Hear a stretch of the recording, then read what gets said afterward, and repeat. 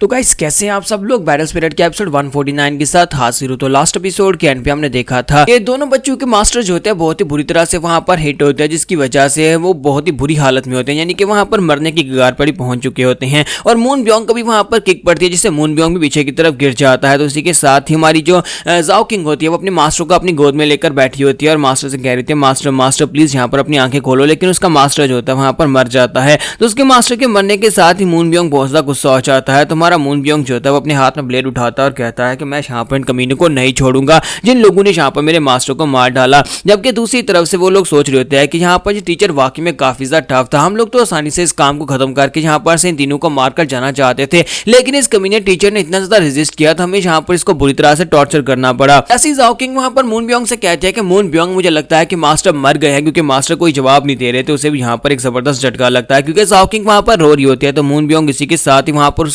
उसकी बॉडी के अंदर कुछ चेंजेस आते हैं, उसकी बॉडी के अंदर कुछ इमोशंस होते हैं जो फट पड़ते हैं, यानी कि किसी के साथ से बहुत ज्यादा गुस्सा आता है। एक इमोशन जो कि उसकी बॉडी के अंदर दबा हुआ था, पहले उसे यहाँ पर बहुत ज्यादा प्यार की भावना मिल रही थी, लेकिन अब यहाँ पर वो गुस्से में बदल जाते हैं और इसी के साथ उसकी बॉडी के अंदर से उसकी वार स्पिरिट एक्टिवेट हो जाती है। तो जब उसकी बैटल स्पिरिट अमिताभ वहां पर रिलीज होती है तो वो ये देखकर काफी ज्यादा हैरान होते हैं। तो वो जो किलर होते हैं वो लोग कहते हैं कि ये क्या, ये बच्चे ने यहाँ पर अपनी बैटल स्पिरिट को एक्टिवेट कर लिया है, वो भी यहाँ पर सिर्फ और सिर्फ अपने मास्टर के मरने के बाद। हमें जल्दी से जल्दी इस काम को खत्म करना चाहिए और जहां से निकल चलते हैं। और जैसे वो तीनों वहां पर अटैक करने के लिए आगे बढ़ते हैं ताकि वो जाओ किंग और हमारे मून ब्योंग दोनों को मार सकें। इसी के साथ ही मून ब्योंग जो होता है वहां पर उनके ऊपर सामने की तरफ एक स्ट्राइक लगाता है। तो उनमें से वो तीनों जो होते हैं अपनी वेपन्स लेकर आगे की तरफ बढ़ रहे होते हैं, लेकिन तीनों के वेपन्स टूट जाते हैं और वो कहते हैं कि ये अचानक से यहाँ पर हुआ क्या। तुम्हारा मून ब्योंग जो होता है वो अपने वेपन के ऊपर अपनी स्पिरिचुअल एनर्जी को एक्टिवेट करता है, यानी कि वो वेपन की स्पिरिचुअलाइजेशन भी वहां पर कर लेता है और जो देखकर वो लोग और भी ज्यादा हैरान हो जाते हैं। हालांकि मून ब्योंग को अभी तक इस बारे में कोई अंदाजा नहीं होता कि वो यहाँ पर डायरेक्टली अपनी वार स्पिरिट को इंटरमीडिएट लेवल पर पहुंचा भी चुका है। हालांकि उसे यहाँ पर लो लेवल की वार स्पिरिट होना चाहिए था। वो ये देखने के बाद बहुत ज्यादा हैरान होते हैं और कहते हैं कि ये क्या, इस लड़के ने यहाँ पर ब्रेक थ्रू कर लिया।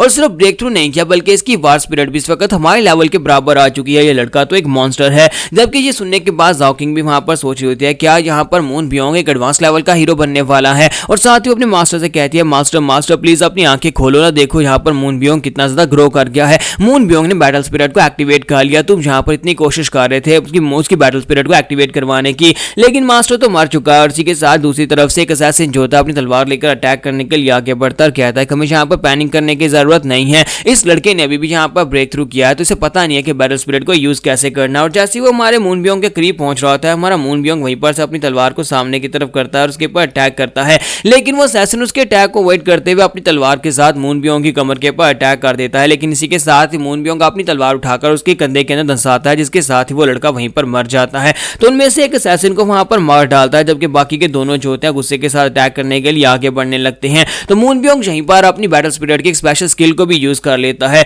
और स्पेशल स्किल जिसका नाम अमिताभ टोरेंशियल रेन होता है उसको यूज करता है। तो आसमान के ऊपर से बहुत सारी एनर्जी की बनी हुई तलवारें जो होती है वो नीचे की तरफ गिरना स्टार्ट होती हैं और वहां पर जितने असैसिन्स होते हैं उन सभी को मार डालता है। तो उन असैसिन्स को मारने के साथ ही हमारा मून ब्योंग, क्योंकि उसने यहाँ पर क्या कहते हैं कि सडनली अपनी पावर को रिलीज किया था, जिसकी वजह से वो बेहोश हो जाता है और कोमा में चला जाता है। तो जाओ किंग बेचारी वहां पर अकेली रह जाती है और उसके बाद 3 दिन के बाद जब हमारा मून ब्योंग अपनी आंखें खोलता है, जाओ किंग वहां पर सामने उदास बैठी होती है और उसकी हालत काफी ज्यादा खराब होती है, क्योंकि उसने यहाँ पर अपने मास्टर और साथ में मून ब्योंग उन दोनों को खींचकर इस जगह तक लेकर आई होती है। तो मून ब्योंग जब अपनी आंखें खोलता है और सामने की तरफ देखता है तो वो काफी ज्यादा हैरान होता है कि हम लोग तो उस जगह के ऊपर नहीं है जहां पर हमारी फाइट हुई थी। और जाओ किंग की तरफ देखता है तो जाओ किंग उसे देखने के बाद रोना शुरू कर देती है। तो वो कहता है कि मास्टर कहां पर है। तो वो उसे कहती है कि मास्टर मर चुके हैं। और ये बात सुनते ही हमारा मून ब्योंग जो होता है वो काफी उदास हो जाता है। तो जाओ किंग सीधी जाकर उसके साथ लिपट जाती है, रोना शुरू कर देती है। और थोड़ी देर खुद को संभालने के बाद मून ब्योंग उसे कहता है कि बताओ कि यहाँ पर हुआ क्या। तो वो उसे कहती है कि तुम 3 दिन से बेहोश थे, यानी कि जब तुमने वहां पर फाइट की तुमने तीनों असैसिन्स को तो मार दिया, लेकिन उसके बाद तुम बेहोश हो गए थे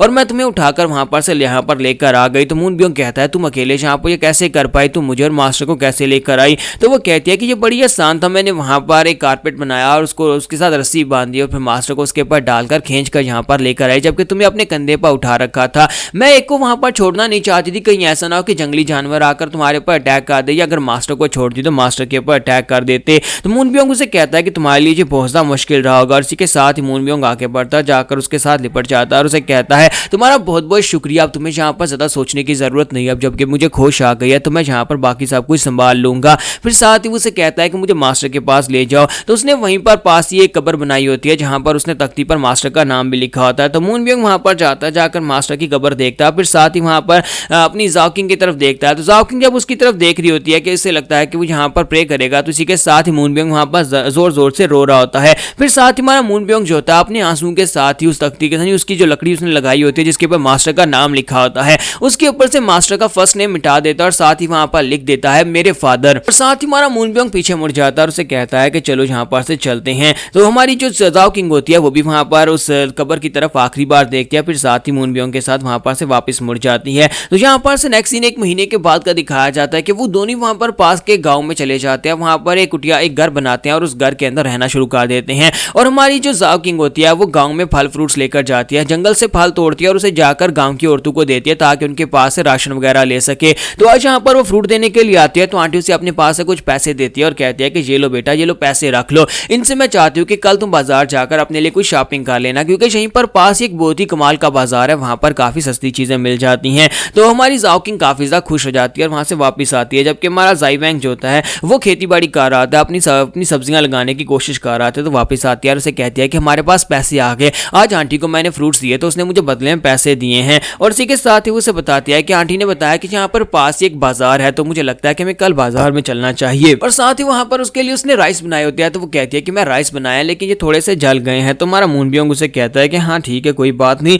वैसे भी तो रोज तुम यहाँ पर खाना जला ही देती हो। ये दोनों तो यहाँ पर इस तरह से रह रहे होते हैं जैसे कि यहाँ पर कोई दो हस्बैंड एंड वाइफ रह रहे हो। तो दोनों यहाँ पर अपनी जिंदगी जो है वो बिल्कुल एक नॉर्मल तरीके से गुजार रहे होते हैं और दोनों सेक्टर में वापस बिल्कुल भी नहीं जाना चाहते। लेकिन शायद यहाँ पर खो के यहाँ पर मून बियोंग वापस जाना चाहता हो, लेकिन फिलहाल के लिए यहाँ पर उसकी ऐसी कोई भी फीलिंग्स नहीं है। तो मून बियोंग से वो कहती है कि हम लोग बाजार जाना चाहते हैं और इसी के साथ ही हमारा मून बियोंग जो होता है उसे कहता है हाँ क्यों नहीं। और यहीं पर बातें करते करते हमारी जाओकिंग जो होती है वो उसे उसके सामने मास्टर का नाम ले देती है। तो मून बियोंग इसी के साथ उदास हो जाता है, फिर साथ उसे कहता है कोई बात नहीं कोई बात नहीं, चलो हम लोग यहाँ पर अपना काम खत्म करते हैं और उसके बाद कल हम लोग बाजार चलेंगे। तो जाओकिंग रात के वक्त जब सोती है तो उसे लगता है कि शायद यहाँ पर 1 महीना गुजर चुका है, तो मून बियोंग इस सबको भूल जाएगा और मून बियोंग भी यहाँ पर मेरी तरह से एक नई जिंदगी शुरू कर लेगा। लेकिन मून बियोंग अपने मास्टर की तरह ही रात के वक्त बाहर बैठ जाता है और आसमान की तरफ आसमान के ऊपर तारों को देखता रहता है। मुझे लगता है कि अभी भी यहाँ पर बहुत ज्यादा उदास है, लेकिन वो बताता नहीं है। मून बियोंग अपने मास्टर की मौत को भूल नहीं पा रहा। सुबह के वक्त का सीन दिखाता है कि हमारा मून बियोंग जो होता है वो अपनी सब्जियां उगाने के लिए वहां पर खेत में खेती बाड़ी कर रहा था और साथ ही वहां पर पेड़ के नीचे खड़ा होता है। सामने उसे 3 पंछी दिखाई देते हैं। जब वो 3 पंछियों को देखता है, इसी के साथ उसे अपना मास्टर साथ में अपना आप दिखाई देता है कि वो तीनों किस तरह से एक साथ, इसी के साथ जो पत्थर मारकर उन पंछियों को वहां से उड़ा देता है ताकि उसे यहाँ पर इस तरह की कोई फीलिंग दोबारा दिखाई ना दे। तो इसी के साथ ही हमारी जाओकिंग आती है और उसे कहती है कि चलो जल्दी से हम लोग खाना खाते हैं और उसके बाद बाजार चलेंगे। और दोनों वहां पर अपना चादर बिछाते हैं और वहीं पर बैठकर खाना खाना शुरू कर देते हैं। हमारा मून बियोंग उसे कहता है कि कल तुमने कहा था ना कि बाजार चलेंगे, तो ठीक है चलो बाजार चलते हैं, मुझे वहां पर एक ब्लैक स्मिथ की शॉप पर जाना है। तो वो कहती है तुम्हें वहां पर से क्या चाहिए? तो मून बियोंग कहता है कि मुझे एक तलवार चाहिए। ये बात सुनते ही हमारी जाओकिंग को एक झटका लगता है कि आखिर से तलवार क्यों चाहिए, क्या ये बदला लेने के बारे में तो नहीं सोच रहा। तो यहाँ पर हम लोग अपनी एपिसोड 149 का एंड करेंगे और नेक्स्ट एपिसोड में देखेंगे कि वाकई में मून बियोंग यहाँ पर बदला लेने के लिए तलवार लेना चाहता है।